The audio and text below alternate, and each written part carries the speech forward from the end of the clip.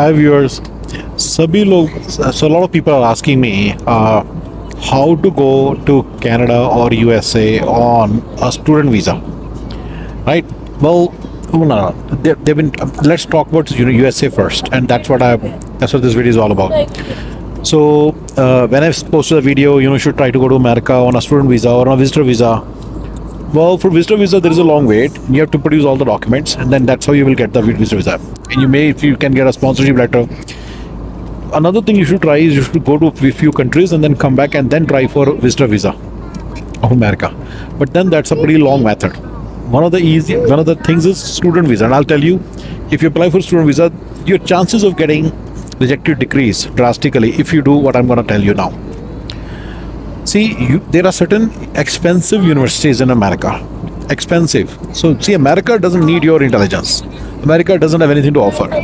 I told you already, bachelor degree and like all these master's degrees are raddi ka tukda in America. They are basically piece of shit, except few colleges. So they only want your money. They have no other interest in you, right? For them, you are just a person who doesn't understand the how degrees work and all that stuff, and who's ready to spend a lot of money in their country. So they only after your money. They don't need your intelligence. They don't think you'll change the world for them. They have no such interest in you.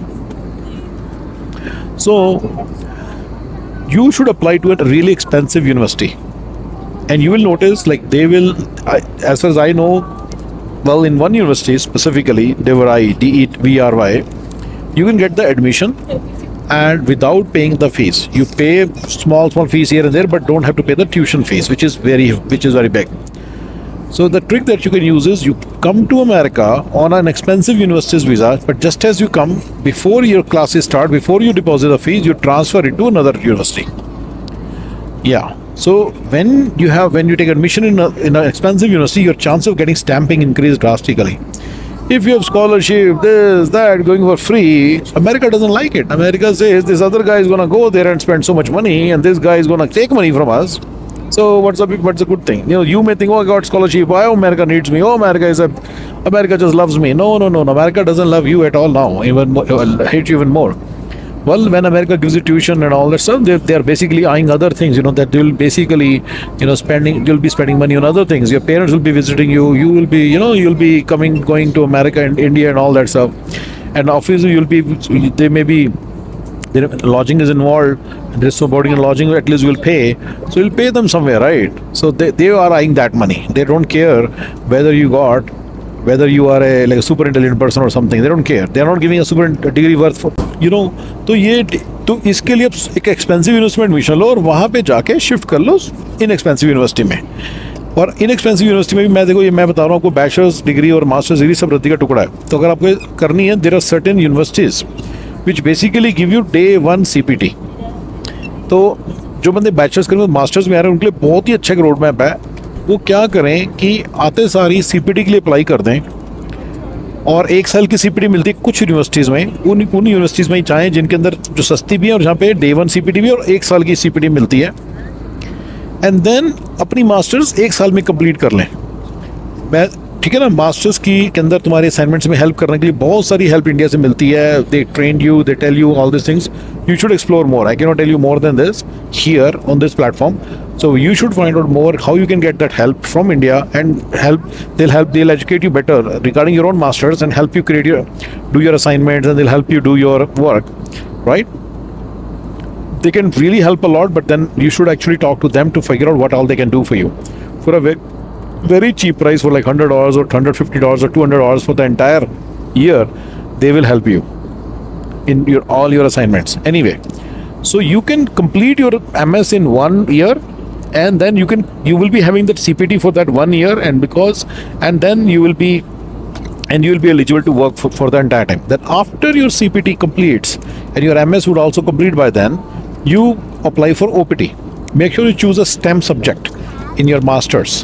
Okay, don't go for MBA. As I said, these are all pieces of shit, so these are of no use. So just go with what I'm saying. Just take a STEM degree: science, technology, engineering, maths. One of these subjects few subjects should be there of this. You have to make sure you understand the minimum requirements, and then you fulfill those, and then you're eligible for 29 months CPT. So here you got 12 months for first CPT, and then now 29 months OPT, right? So you got all these things, all this time, and you got all this time, and this way you can basically stay in this country for almost 41 months, right? I told you how to come here and I told you how to stay for 41 months. In my mind, if you stay here for 41 months, you should figure out a solution for your green card still. I told you don't go for H1 route, but then, if you want to go for H1, you go for it. So many people apply for H1 after MS. No, apply for H1 if you are going the H1 route during MS also. As you know, this degree that you're trying to complete is a piece of shit. I already told you. So you should apply. You should not wait for it to complete. You are decreasing your attempts. Another trick I can tell you is on CPT or on even I'm not sure about CPT, but on OPT for sure you can apply for green card. So you're reducing your green card time by 41 months. If you apply on the day one on CPT itself, then you're reducing your time for green card also. See, these are some interesting points that people do not know. So they wait for 41 months. They wait for MS to complete, then they wait for 29 more months. So basically 2 years and 29 months or 4.5 years. Then they get an H1. Then once they get the H1, then they apply for green card. All that is just stupidity. You're not there for some education or something. This country doesn't give you any education. Okay, this gives you a piece of shit. It's a raddi. It's a piece of shit. I'm telling you. MS and BS both are. The names are like that, right? BS, bullshit. They're both bullshit, right? The point is, don't think you're getting some really cutting edge technology exposure or something. Many people say, oh, MS is awesome, it's an experience. No, it's all stupidity. I'm telling you clearly. If you're studying from Stanford, Harvard, Yale, any of these top colleges, yes. Yeah, it's something. But otherwise, it's just a piece of shit, right? So if you're in some maybe top 10 colleges or something, yeah, it matters probably. Well, it does matter in the top 5 colleges. It does matter. But after that, the piece of shit starts. Yeah, and after 50 or something, after 20 universities, it's just a piece of shit. You're buying a piece of shit. Don't think of it as an education. Think of it as a gateway to America, and then think of ways to solve the issue of green card and work permit and getting your degree faster. And then rather than getting into loans and all debts and all those things, it's better to complete this degree on CPT basis as soon as possible, and then have the continuity of the CPT and OPT. Yeah. So these are some of the tricks that people should use to come to America, and then how to fine tune the process from there till H1 till green card. Okay, if you're taking that route. There are other routes also, because you have 41 months of earnings, CPT, OPT.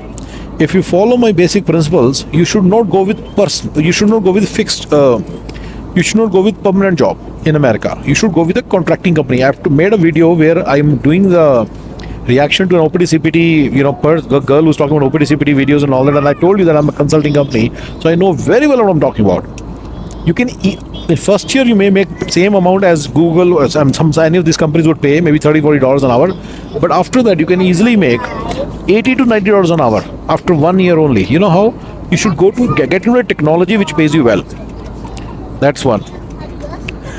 Okay, na? By the way, if you're a mechanical or bio this, that, try to get into computers. Simple. It will keep your life simple. Don't get into any of these. As I said, you're basically buying Radhika Tukada. Right? You're buying basically a piece of shit. So get into computer science that way. You can, so get into a high paying consulting position like MuleSoft, like Informatica MDM, architect, say MDM. Like there are so many skills like that, like Oracle Identity Manager. You don't even know what these are, right? Get the knowledge of these and get the training and try in the first year to get into these technologies yourself. Remember, you have to spend like first year on $30-35 an hour. Yeah, spend on these technologies. You'll be a master by within 1 year, and then you have so much time to earn all this money. Now, if you make all this money for 41 months, that's all close to 3.5 years, right? By the way, after that, you can take admission into PhD and then again apply for day 1 CPT, PhD. So that way you can continue to work for full 5 years. And then when you by the time you complete your 5 years, you would have, think about this, if you have, let's say you make $150 an hour, $100 an hour, you can basically make around $500 an hour in those 5 years, potentially. And then that would give you almost $1 million. If you save taxes, if you follow all my principles and save taxes and save this money and live frugally in the survival mode in the first few years, you can use this money to solve your green card problem by investing in investor visa. See, this is another path I told you. So this video is kind of like the master master of all the videos. I'm telling the actual techniques to solve the issues. When you're applying for investor visa, people do not know there are certain builders, there are certain projects in which the builder will finance the visa. Yeah, they'll pay up to $400,000 in loan. So you need only $400,000. So in 41 months or maybe in 60 months, if you're smart, you would make enough money, save enough money, and you can use this money to finance your investor visa, and then you will be able to solve the green card issue within a matter of 4 years. If you have wealthy parents, I don't want wealthy parents' kids to come here, but nevertheless, everybody's coming. And if you have wealthy parents and they can afford 100,000 or 200,000, see, think about this. You drastically reduce the time from 5 years to 2 years. So in 2 years, you can make though $200,000. Parents will give you $200,000, and $400,000 to $500,000 will be given by the builder, right? So you can basically finance your this thing. And in investor visa, you get the instant within 3 months, you get the GCEAD AP. What is GCEAD AP? You should watch my other videos that you know what is GCEAD AP. See, I'm telling you, this is the master class of solving all the issues of the visa. Now, okay. So this is all about how to come to America on student visa, then how to solve the issue of green card using investor visa, how to expedite the green card process on H1 visa or on OPT CPT itself, how to maximize your CPT OPT. This is all about that. This is the master video for all the troubles that and how to fine tune any process that you're pursuing in America. Another thing is, if you plan to never go back to India, right? There are certain really poor people who are coming to America on student visa. They may heed my advice and they may come to this country. If you plan to never go to India, just as you enter here on CPT or OPT, declare asylum. Go for asylum. And talk to a lawyer. He can tell you whether you're eligible for it, and he can tell you. But basically, do all this research and even be ready to declare asylum. Trust me, lawyers will tell you ways to handle this thing, the entire paperwork, and then you can actually get streamlined within 6-7 months. But then you will not be able to go back to India. You should talk to your friends and all to understand, how it will impact you, how you cannot go back to India, and how you can deal with this issue of not being able to go to India. I cannot tell you other solutions here, but they may be having some solution. So you need to explore those options. Talk to lawyer and talk to your friends. But anyway, basically, asylum will also be able to set you free, because within 7-8 months you'll get your GCEAD AP, and within few years, 5-6 years, you may even get your green card on that through that channel. You see, and then within 5 years you'll get your citizenship. So then you are free, completely free. On GC itself you are free. Actually, on GCEAD AP you are very free, because you can come on the AP basis. You can come out of the country and go back to the country very easily, entry and exit of the America. From America, and on GCEAD basis, you can work for anybody for free. You don't have to worry about maintain your status on H1 and all that stuff. All right, guys. So this is a master video for all the troubles that can potentially be there. All right. Thank you.